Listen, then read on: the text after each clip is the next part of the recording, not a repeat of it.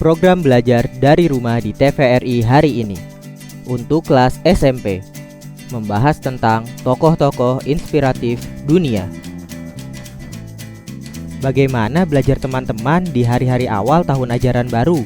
Walaupun belajar dari rumah, kita harus tetap semangat ya.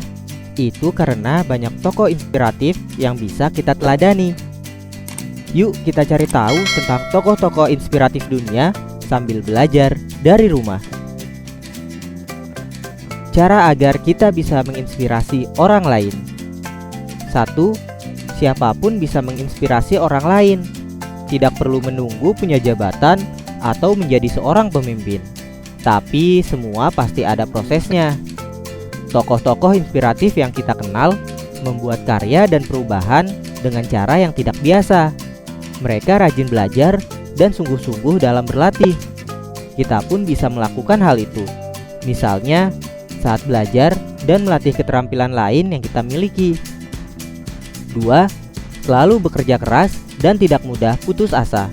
Orang-orang yang menginspirasi biasanya bekerja dengan gigih. Mereka menginspirasi lewat tindakan. Orang-orang seperti ini bekerja dengan serius, disiplin, teliti, dan bertanggung jawab. Karena itulah mereka bisa menghasilkan karya yang luar biasa. 3. Berbagi ilmu atau wawasan kepada orang lain. Informasi yang kita berikan bisa saja menginspirasi orang lain. Kita juga bisa saling berbagi tentang hobi yang lagi ditekuni. Misalnya, bercerita trik agar bisa membaca buku dengan cepat. Siapa tokoh yang menginspirasimu dan mengapa mereka inspiratif? Ada banyak tokoh di dunia yang bisa menginspirasi kita. Salah satunya adalah Bapak B.J. Habibie.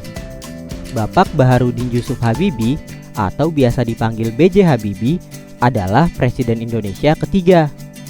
Sejak kecil, beliau punya segudang mimpi dan tekad yang kuat dalam bidang teknologi. Saat kuliah di Jerman, Bapak Habibie dikenal jenius. Bahkan, beliau berhasil menciptakan pesawat N250 Gatot Kaca. Kita bisa meneladani sikap Pak Habibie yang tekun, giat, dan tidak mudah putus asa. Inspirasi positif yang bisa diberikan pada orang di sekitar terkait pandemi. 1. Sikap peduli. Pada masa pandemi, kita bisa memperhatikan keadaan orang lain, tetangga, atau siapapun yang terdampak pandemi COVID-19.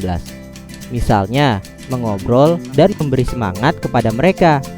Dengan saling peduli, kita bisa ikut meringankan beban orang lain. 2. Berbagi. Kita bisa berbagi dengan orang lain saat pandemi. Kita bisa berbagi dengan cara memberikan bantuan seperti berbagi sembako atau hal bermanfaat lainnya. 3. Menjaga silaturahmi. Walaupun sedang masa pandemi, kita harus saling silaturahmi. Silaturahmi bisa kita lakukan dengan menanyakan kabar, melempar obrolan, atau bersenda gurau. Cara itu bisa membuat orang tidak merasa terasing. Tapi tetap jaga jarak dan gunakan masker ya. Kalau perlu, kita bisa silaturahmi secara daring. Dengan melakukan 3 cara sederhana itu, kita ikut memberi semangat kepada orang lain.